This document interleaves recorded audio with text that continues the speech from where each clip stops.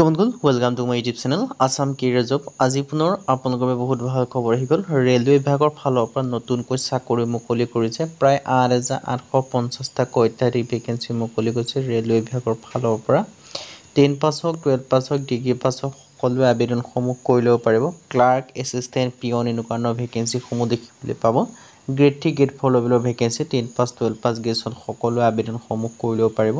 কেনেদৰে আবেদনসমূহ কৰিব পাৰিব, কোনটো পদৰ ক্ষেত্ৰত কিমানকৈ এজ ক্ৰাইটেৰিয়া বিচাৰিছে, কোৱালিফিকেশ্যন বিচাৰিছে, চিলেকশ্যন প্ৰচিডিউৰ বিচাৰিছে, অৰ্হতা কিমান লাগিব, সকলোখিনি কথা এই ভিডিঅ'যোগে আলোচনা কৰা হ'ব। চ' যদি ভিডিঅ'টো ভাল পায় ভিডিঅ' লাইক কৰিব পাৰে, লগৰ চেনেল ছাবস্ক্ৰাইব কৰিব পাৰে, এনেকুৱা ধৰণৰ ভিডিঅ'সমূহ প্ৰতিদিনে পাই থাকিব। আৰু মই হোৱাটছআপ চেনেল ভিডিঅ' ডেছক্ৰিপশ্যনত দিয়া আছে, তাত গৈ ফ'ল'টো কৰি দিয়ক। তেতিয়া আপোনালোকে ডেইলি জবৰ আপডেটসমূহ পাই থাকিব পাৰিব। আৰু ভিডিঅ'টো যিমান পাৰে সিমান বন্ধুজন শ্বেয়াৰ কৰি দিয়ক। আহক আজি ভিডিঅ' আৰম্ভ কৰোঁ। ইয়াত আপোনালোকে হৈছে RRB NTPC ৰিক্ৰুইটমেণ্ট আহিছে। গ্ৰেজুৱেট এণ্ড আণ্ডাৰ গ্ৰেজুৱেট লেভেলৰ ভেকেঞ্চি মানে গ্ৰেজুৱেট মানে যিসকলে গ্ৰেজুৱেশ্যন BA BSc BCom পাছ কৰিছে, আৰু যিসকলে আণ্ডাৰ গ্ৰেজুৱেট মানে 12 পাছ হওক বা 10 পাছ হওক, আপোনালোকে আবেদনসমূহ কৰি ল'ব পাৰিব। চ' কোনটো পদৰ ক্ষেত্ৰত কিমানকৈ এজ ক্ৰাইটেৰিয়া কোৱালিফিকেশ্যন বিচাৰিছে সকলোখিনি কথা জনাই আছোঁ। টোটেল আপোনালোকৰ যিটো গ্ৰেজুৱেশ্যনৰ কাৰণে আছে 5,800+ ভেকেঞ্চি, আৰু যিখিনি আণ্ডাৰ গ্ৰেজুৱেট লেভেলৰ ভেকেঞ্চি হয় তাৰ কাৰণে আছে 3,050টাকৈ ভেকেঞ্চি। চ' ইয়াত আপোনালোকৰ পোনপ্ৰথমে গ্ৰেজুৱেট লেভেলৰ কি ভেকেঞ্চি আছে মই জনাই দিব বিচাৰিছোঁ।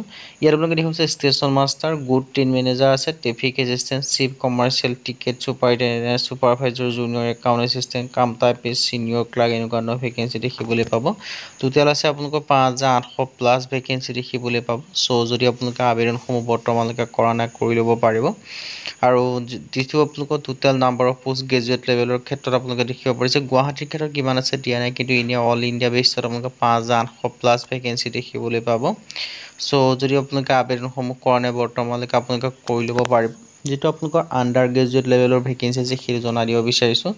ইয়াৰ ক্ষেত্ৰত আপোনালোকে দেখিব পাৰিছে, কিন্তু গ্ৰেজুৱেশ্যন লেভেলৰ যিখিনি ভেকেঞ্চি হয় মই সেইখিনি ক্ষেত্ৰত কৈছোঁ আপোনালোকে যিসকলে ডিগ্ৰী পাছ কৰি থৈছে, BA হওক, BSc হওক, BCom হওক, যদি পাছ কৰিছে তেতিয়া আবেদনসমূহ কৰি ল'ব পাৰিব। আৰু যিখিনি আণ্ডাৰ গ্ৰেজুৱেট লেভেলৰ ভেকেঞ্চি হয় তাৰ ক্ষেত্ৰত কি ভেকেঞ্চি জনাই দিছোঁ। ইয়াৰ ক্ষেত্ৰত যে commercial, cum ticket clerk, account clerk, typist, junior ক্লাৰ্কৰ ভেকেঞ্চি আছে, টাইপিষ্ট আছে, ট্ৰেইন ক্লাৰ্কৰ ভেকেঞ্চি আছে।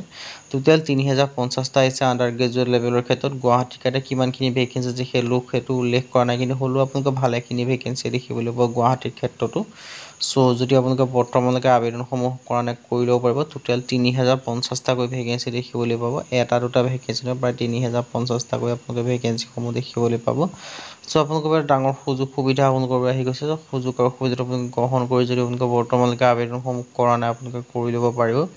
এজ লিমিট 18 পৰা 30 বছৰৰ ভিতৰত হ'লে আপোনালোকে আবেদনসমূহ কৰি ল'ব পাৰে। আৰু এডুকেশ্যন কোৱালিফিকেশ্যন আপোনালোকে মিনিমাম 12 পাছ কৰিলেই হ'ল। তাৰ কিন্তু 50% মাৰ্ক থাকিব লাগিব, তেতিয়াহে আবেদনসমূহ কৰি ল'ব পাৰে।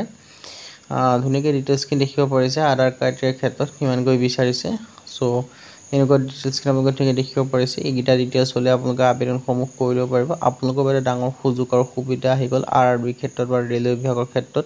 যিসকলে ভেকেঞ্চিখিনিৰ ক্ষেত্ৰত আবেদনসমূহ কৰিম বুলি অপেক্ষা কৰিছিল তেওঁলোকে ভেকেঞ্চিখিনিৰ ক্ষেত্ৰত আবেদনসমূহ কৰি ল'ব পাৰে। আৰু এজ দেখিব পাৰিছে বয়সৰ সময়সীমাৰ ক্ষেত্ৰত OBC NCLৰ ক্ষেত্ৰত 3 বছৰকৈ ৰিলেক্সন লাভ কৰিব, SC SC ক্ষেত্ৰত 5 বছৰকৈ, PWU RW ক্ষেত্ৰত 10 বছৰ, PW OBC NCL ক্ষেত্ৰত 13 বছৰ, PW SC SC ক্ষেত্ৰত 15 বছৰকৈ ৰিলেক্সনসমূহ লাভ কৰিব পাৰিব। চ' প্ৰতিটো ক্ষেত্ৰত ৰিলেক্সনসমূহ লাভ কৰিব পাৰে। যিটো ক্ষেত্ৰত এলিজিবল হয়, ইণ্টাৰেষ্টেড হয় আপোনালোকে আবেদনসমূহ কৰি ল'ব পাৰিব। আৰু কেটেগৰিজ দেখিব পাৰিছে, এপ্লিকেশ্যন ফিজ কিমানকৈ দিব লাগিব সকলোখিনি কথা উল্লেখ কৰি থোৱা আছে। চ' আপোনালোকৰ বাবে ডাঙৰ সুযোগ সুবিধা আহি গৈছে। সুযোগ আৰু সুবিধাটো গ্ৰহণ কৰি যদি বৰ্তমানলৈকে আবেদনসমূহ কৰা নাই কৰি ল'ব পাৰিব। হাউ টু এপ্লাই, এই ভেকেঞ্চিখিনিৰ ক্ষেত্ৰত এপ্লাইটো আপোনালোকে অনলাইন যোগে কৰিব লাগিব। লিংকটো ডেছক্ৰিপশ্যনতে দিয়া আছে, সেই লিংকৰ থ্ৰুদি গৈ কৰিব পাৰিব। আবেদনসমূহ গ্ৰেজুৱেট লেভেলৰ পদৰ ক্ষেত্ৰত 21 অক্টোবৰৰ পৰা ষ্টাৰ্ট হ'ব আৰু লাষ্ট ডেট হৈছে 20 নৱেম্বৰ। আণ্ডাৰ গ্ৰেজুৱেট লেভেলৰ ক্ষেত্ৰত 28 অক্টোবৰৰ পৰা ষ্টাৰ্ট হ'ব। 27 নৱেম্বৰ হৈছে ইয়াৰ কাৰণে লাষ্ট ডেট হয়। তাৰ আগতে আপোনালোকে আবেদনসমূহ কৰি ল'ব লাগিব। আৰু লগতে ইয়াৰ কি ভেকেঞ্চি আছে মই সেইখিনিও জনাইছোঁ, কেনেকুৱা ধৰণৰ ভেকেঞ্চি আপোনালোকে দেখিবলৈ পাব। 27 নৱেম্বৰ লাষ্ট ডেট হয়। চ' আপোনালোকৰ এমাহ সময় থাকিব, সেই এমাহৰ ভিতৰতে আপোনালোকে আবেদনসমূহ কৰিব লাগিব, বেছি দিন আপোনালোকৰ হাতত নাপাব।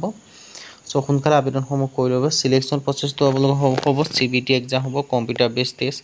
তাৰপিছত আপোনালোকৰ দুটা কম্পিউটাৰ বেছ টেষ্ট হ'ব তাৰপিছত আপোনালোকৰ ডাইৰেক্ট ডকুমেণ্টছ ভেৰিফিকেশ্যন হ'ব ডকুমেণ্টছ ভেৰিফিকেশ্যন পাছ কৰিলে ফাইনেল চিলেকশ্যনসমূহ লাভ কৰিব পাৰিব আৰু 100 কুৱেশ্যন থাকিব 100 মাৰ্কৰ কুৱেশ্যন হ'ব চ' ইণ্টাৰেষ্টেড আৰু ইলিজিবল আবেদনসমূহ কৰি ল'ব পাৰিব এডভাৰটাইজমেণ্ট আৰু এপ্লাই ভিডিঅ' ডেছক্ৰিপশ্যনত দিয়া আছে চ' যদি ভিডিঅ' ভাল লাগে লাইক কৰিব লগৰ চেনেল ছাবস্ক্ৰাইব কৰিব এনেকুৱা ভিডিঅ'সমূহ প্ৰতিদিনে পাই থ'বে আজিৰ ভিডিঅ'ত লগ পাম